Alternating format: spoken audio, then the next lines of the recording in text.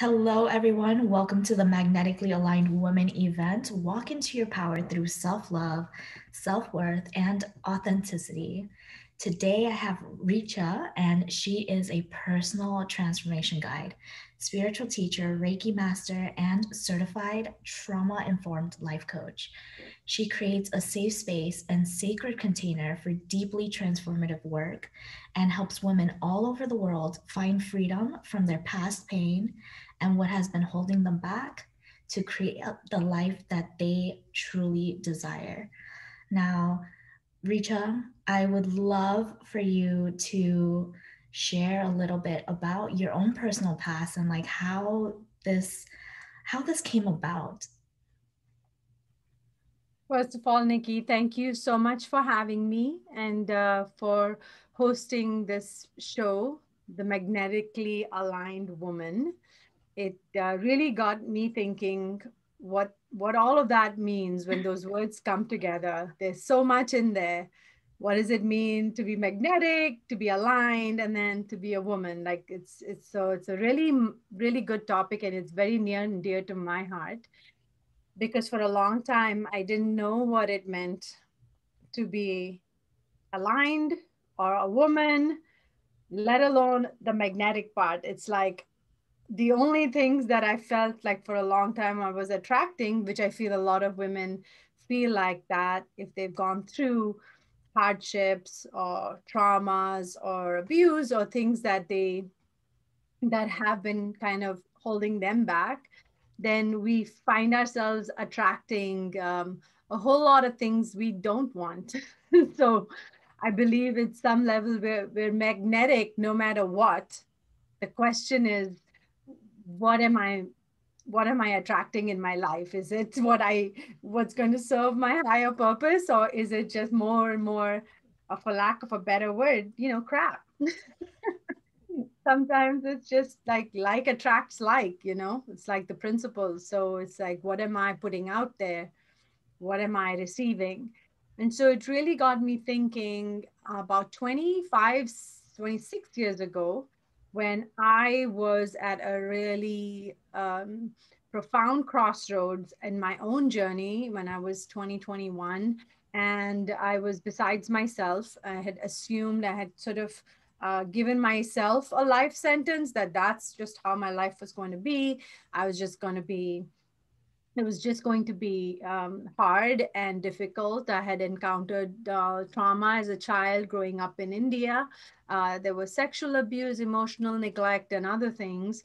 And I just assumed that fine, this is my deal. This is the cards I've been dealt, and oh well. So I had taken on a lot of belief systems and conditioning and programming that were not mine, but I had to take them on like many women do because those are the coping strategies that keep us alive, that keep us surviving, that for a Mhm. long time keep us safe. And they may show up in all kinds of ways. Like for me, it was numbing, it was getting out of my reality. So I would go into fantasy, or I would just check out, or do things that they call acting out behaviors now that we understand through languaging, through all the knowledge now we have around behavior and recovery. Is I was drinking and smoking and just going out and partying. It was like, whatever, you live just once. And there were times where I was also suicidal and depressed.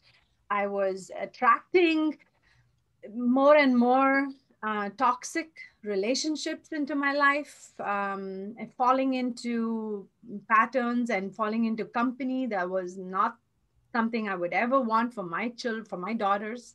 And so those kinds of things were what I was magnetically aligning with at the time because of all the trauma that was already in me.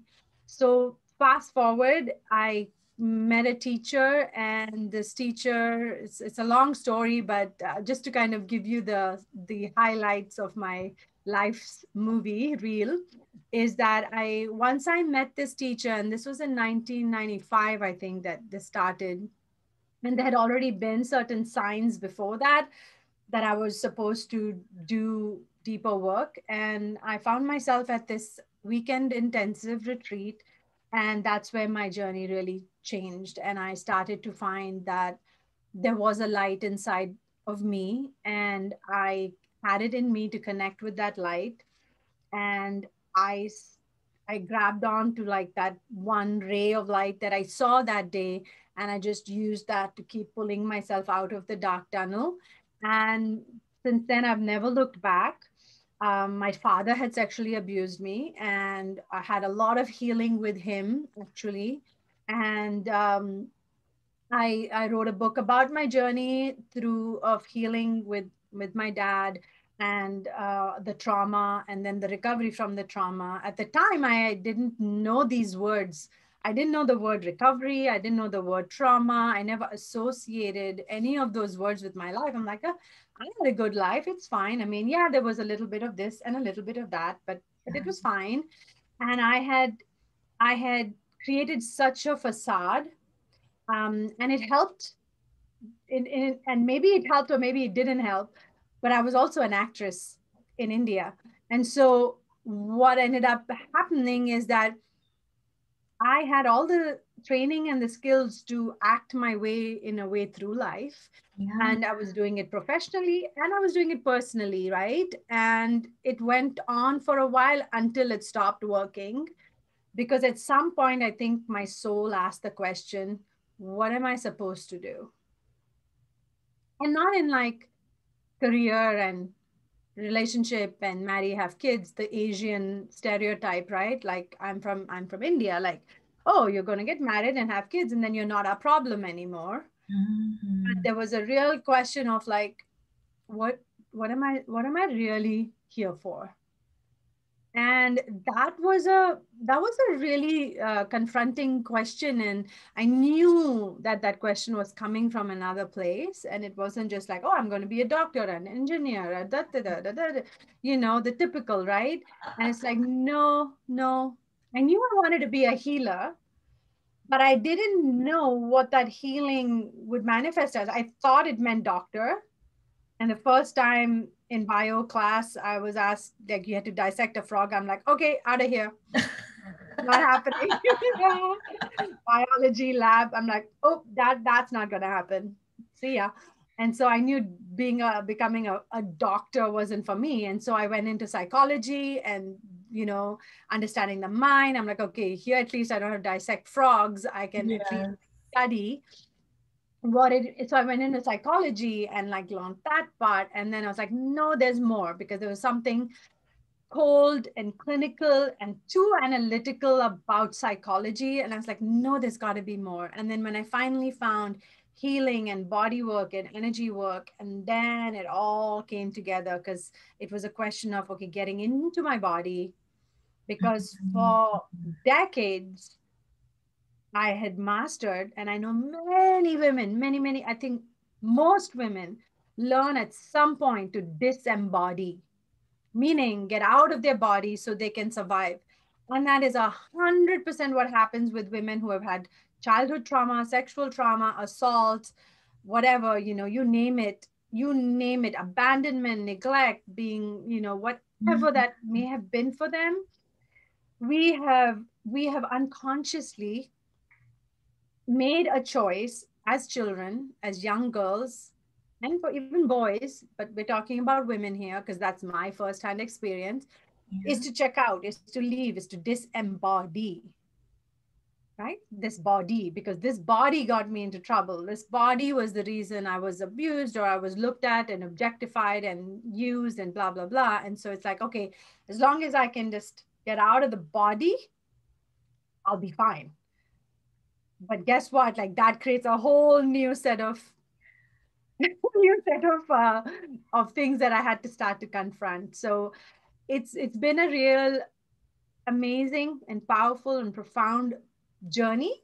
And I feel like when when we talk about being a magnetically aligned woman, and your viewers and everybody that you're bringing together under under this in this conversation, really about self-worth and self-love and self-care, and really You talk about authenticity, right? Like that's your message to everybody. It's such an important message, so so powerful, because these are all, I feel like, portals, little windows, for us to enter into embodying the truth of who we are. I love that you share that. Thank you for being vulnerable too, because a lot of times we repress everything that has happened and For we good kind of reason. Yeah. and because it's so we're used to that. We're being told like especially as women it's very often being told like don't speak out and don't be emotional, right? Like Oh, yeah. Oh, and you're all of these hysterical. Yeah. oh my goodness. And all of these expectations to show up in a way because you have to protect your family, you have to take care of your kids, you have to show up for work, and there's so many expectations behind that that our emotions and like our own self-healing and what we actually truly desire is on the back burner. Mhm.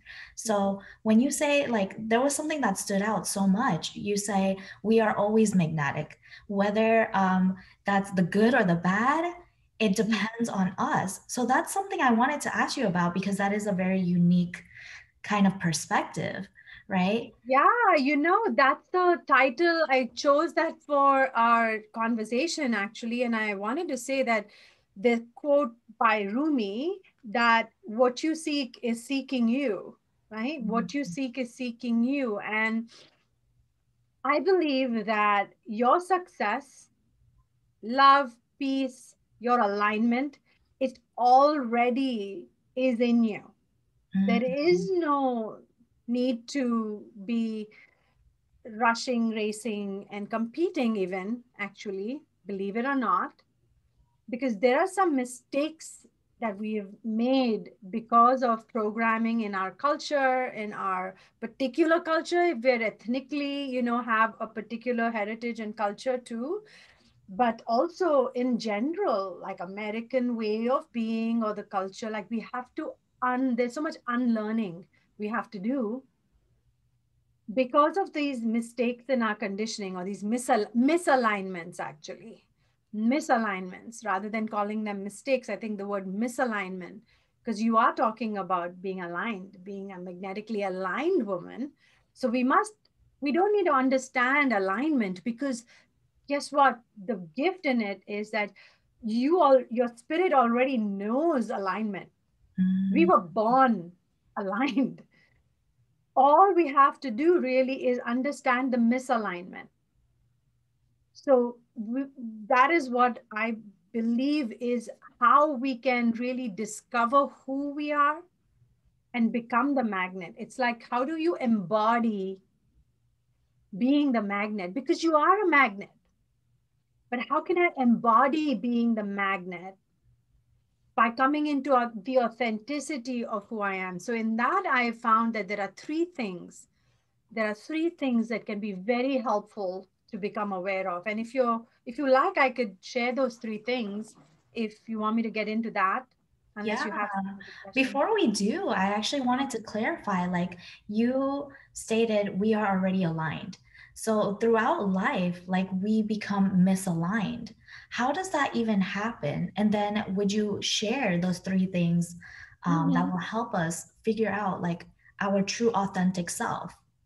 Yeah, I think that the three mistakes or the misalignments we end up with will kind of tie into that. So let's just go into it, because I think that it will explain that very Okay. question. It actually will hold all of it in that umbrella of how we become misaligned, because there are three ways we become misaligned, and then I'd like to offer your audience the corrections to the misalignment. Okay. Does that Yes. work?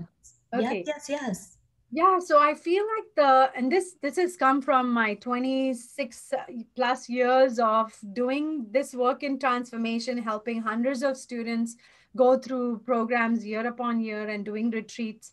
It's kind of, I'm going to try and compress time and give this within the time we have. And of course, if there's more, we can always have a follow-up conversation. So the first misalignment that I believe we make is that we believe in the power of the push. Like we have to force our way. We have to force ourselves into getting, having, being, doing. Like there's this, it's this external principle of like, if you don't, if there's no pain, there's no gain. If Mm, you don't work for it, you're not going to get it. You know, there has to be this sort of effortfulness. I say effortfulness because effortlessness is seen as lazy, unproductive, um, inept. You're not, you don't have it in you, all of that, because our culture and our conditioning, our culture, our upbringing teaches us all like many of us, the opposite. Like you have to work hard, you have to show up, you have to, you know what I mean? Like, and I think that, um, being Indian, Asian, I mean, I feel like in my culture growing up, and I guess I had it maybe a little less than my friends, but I saw it. They had to really really push. So believing the misalignment, the first misalignment I believe is like believing that the power is in the push, mm.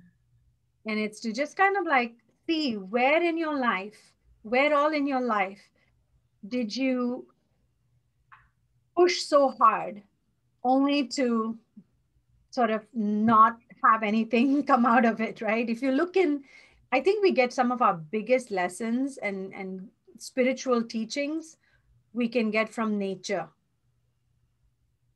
If you just look at a flower or a tree or a butterfly, there's no push in that. It just knows its innate self enough from Yeah. a level of higher intelligence. You plant a seed, it has an innate intelligence to know its divinity. It's to manifest itself as that flower, as that tree, that the next natural step in the process without having to push is that that cherry blossom is going to turn into cherries, or the orange blossoms will soon bring you oranges, and like that. Like if you just look in nature. I love that analogy because, like, you don't, in nature, you will always grow without having to do extra to it. Right. And this morning, I had actually searched the difference between patience and procrastination. Mm, And there was this saying that, like, patience, you plant the seed and you patiently wait because it will come to fruition. However, procrastination is not doing anything. It's like not planting the seed and then expecting something to come out of it. yeah. Beautiful. Yeah. Powerful distinction, right? Mm. It's so powerful. What I believe the misalignment comes in, we plant the seed and then we are trying to like force it, or we put a big old rock on it, a giant, boulder on it, and then we are like, where is the tree? Because we've like stopped it after we did it. So it's like that doesn't work either. Mm. So the power is in allowing, and the power is in really knowing who you are. In the, I call it the power of the pause. Like you pause and allow, and I think that speaks to the patience piece that you just mentioned. The allowing it, giving it time. So that I feel is like the one number one misalignment that we have, that takes us away from our seat of our natural power and resourcefulness, because we all are naturally resourceful, creative, and whole. That's what I believe. I believe we are all naturally resourceful, creative, and whole. But we start to outwit and outsmart this very core fundamental, I think, foundational principle of knowing ourselves, because we feel we need more of this and more of that. I need to get more certifications. I need to do more classes and courses and all this. Whereas the truth of who you are has already been and always will be there, available to you. All there is to do is to access it and to come into alignment with it, so that you can be the fullest potential of who you really are. So the importance, what I'm hearing here is like understanding who you are instead of trying to Yes, chase and yes. and think like I need another certification, I need five more classes to Oh, yes. be the person that I want to be.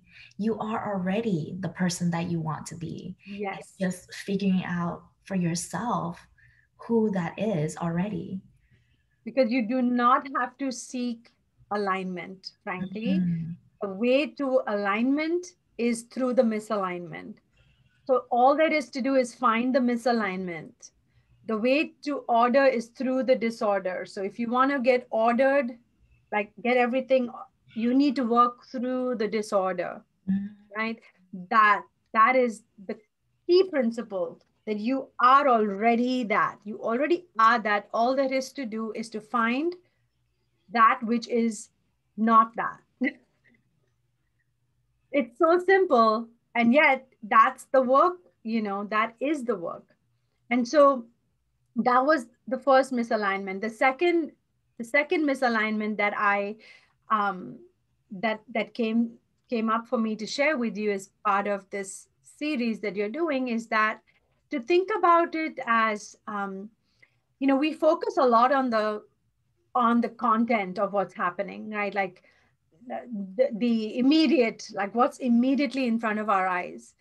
But there is something that's deeper than that. And that again speaks to the context in which we hold what is happening. So, as an example, if I have a certain conditioning from my childhood based on an experience that I had, whether it's like I'm not enough, or if I felt like the neglect and the abuse had me feel and program in myself that I didn't matter, I didn't have worth and value, Yeah. which is part of your program, right? It's that to find women, to find self-worth and to find self-love and self-care. So if I have a belief that I don't have self-worth, then the things that I'm going to continue to attract in my life, whether it's a student or a client or a parking spot, a parking spot, or somebody that's nice to me or rude to me or whatever, like just ending up meeting more and more things that continue to unconsciously and subconsciously reiterate my original belief that I'm not enough, that I'm not worthy and I don't matter. So my filter, which is my context,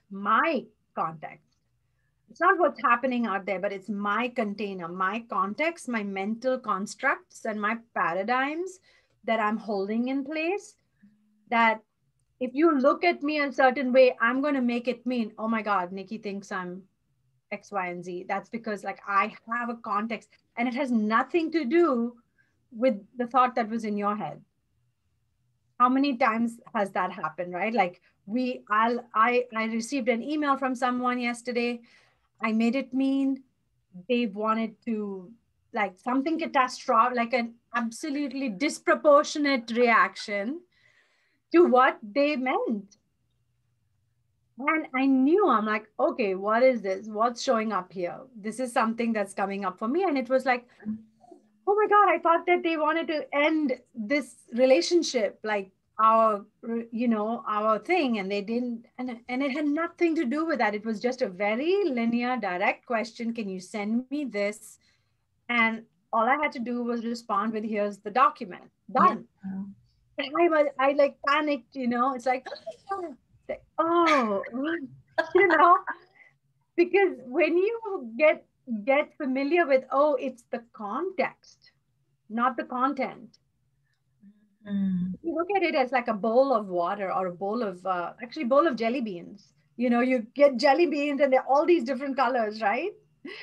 And the bowl is the context. It's what holds the jelly beans in them.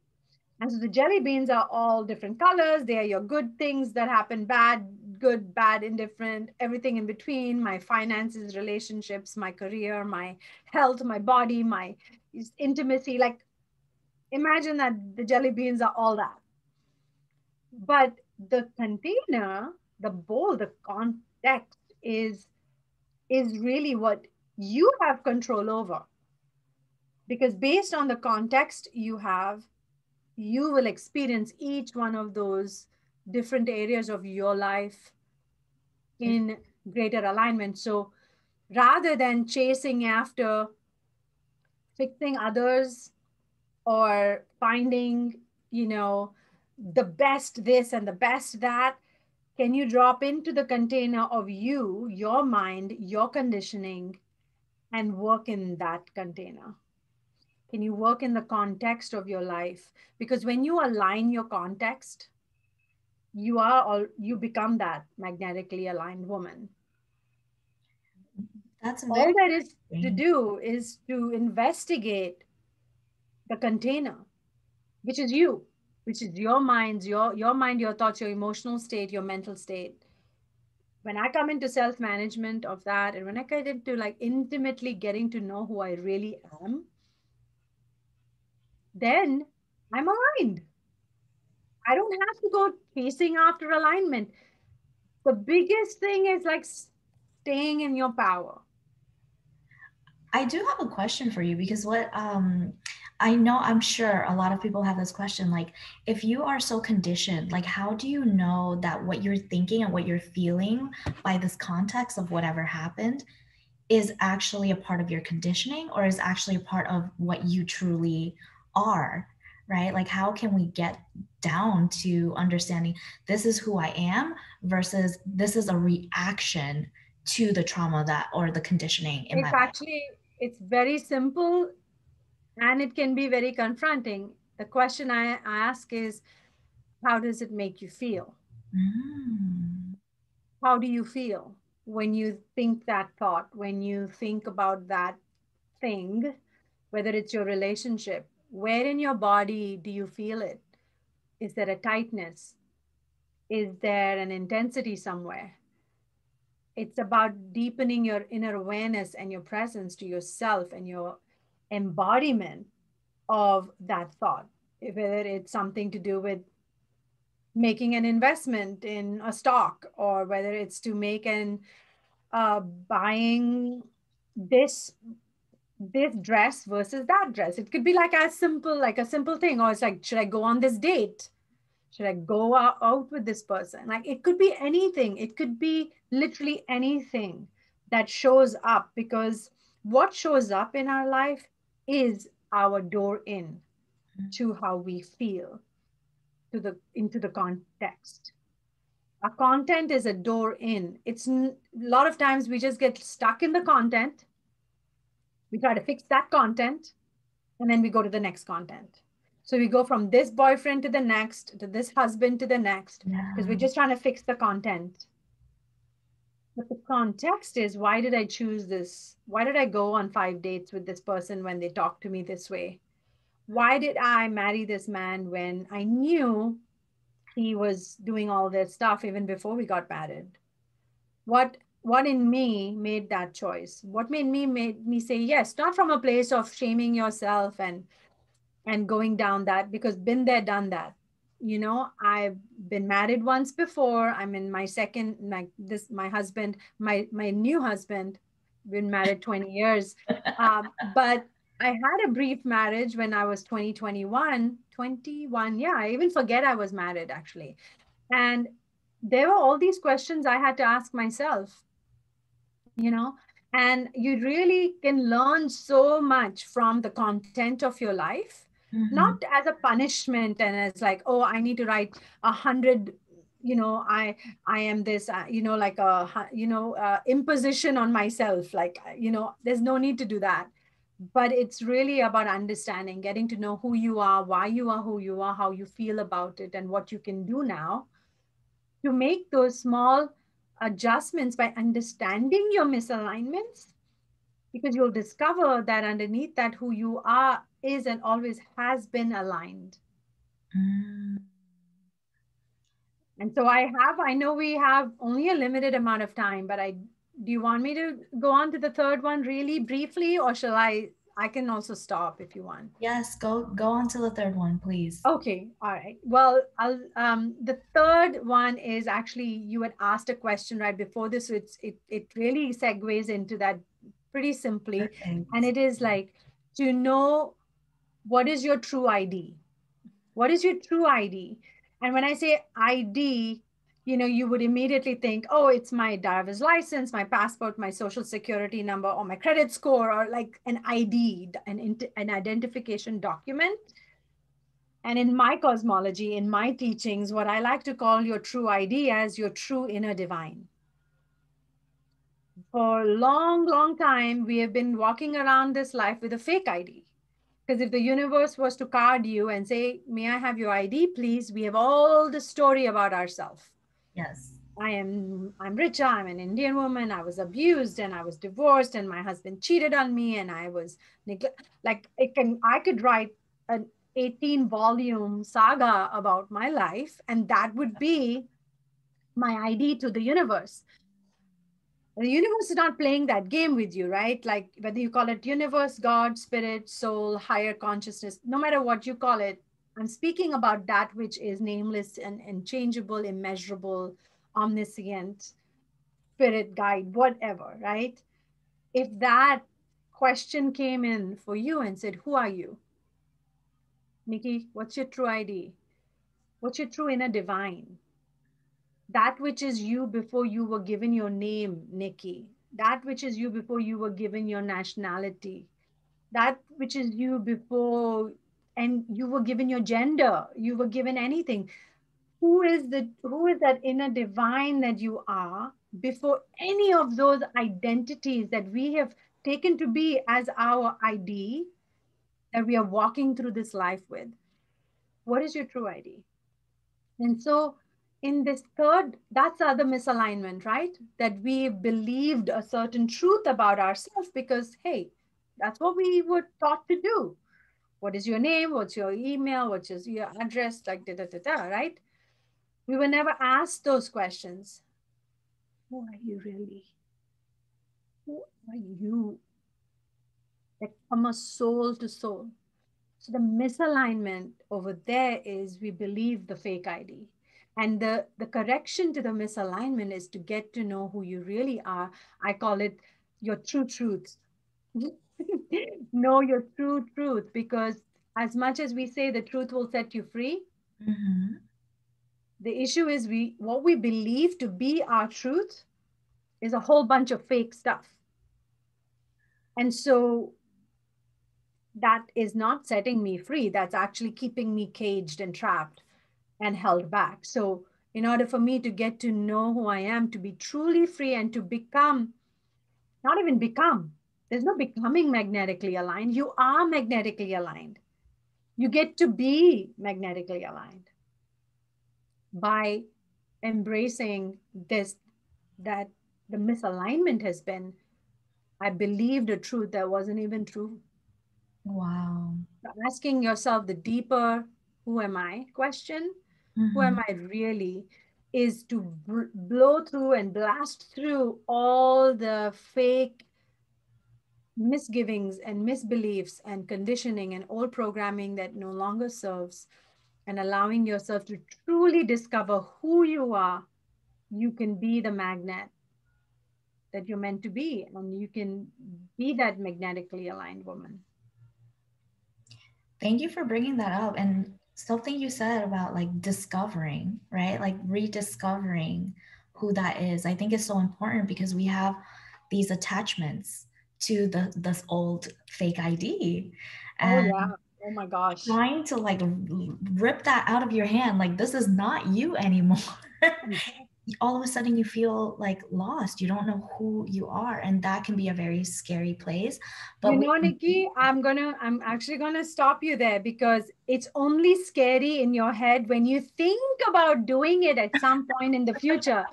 When you actually do it, it is the best thing ever. I Right? was just Did going you to say notice? that. Did you notice what you just did? Because you started to think about it, right?